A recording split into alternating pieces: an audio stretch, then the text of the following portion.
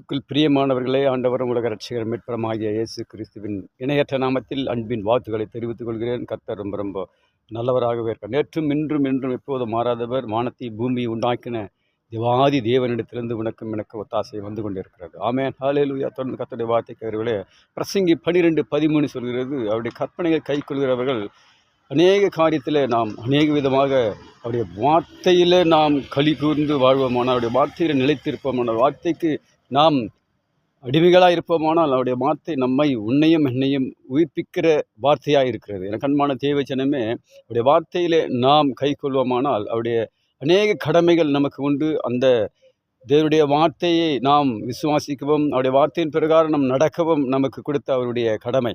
எனக்கு அன்பான தேவஜனமே, நம்முடைய வாழ்க்கையில் அநேக கடமைகள் உண்டு. குடும்பத்தை நடத்த ஒரு கடமை உண்டு, பிள்ளைகளை நடத்த ஒரு கடமைகள் உண்டு, அநேக கடமைகள் நமக்கு உண்டு. ஆனாலும் தேவாதி தேவனை நாம் விசுவாசிக்கவும் ஜெபிக்கவும் வேத வாசிக்கவும் மனிதன வாழ்க்கையிலே அவரை நாம் நினைத்து வாழ நமக்கு கொடுத்திருக்கிற கடமை.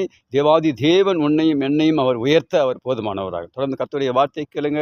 அவர் விசுவாசிக்கிற பிள்ளைகளுக்கு அநேக வித காரியத்திலே வெற்றி உண்டு என்பதை நாம் இந்த உலகத்தில் அநேக வித காரியங்கள் நடந்து கொண்டிருக்கிறது. ஆனாலும் பிள்ளைகள் அநேக வித காரியத்தில் விசுவாசத்தோடு இருக்கும்போது கர்த்தர் உயர்த்த அவர் போதுமான. God bless you. கர்த்தர் உங்களை ஆசீர்வதிப்பாராக. ஆமேன், ஆமேன், ஆமேன்.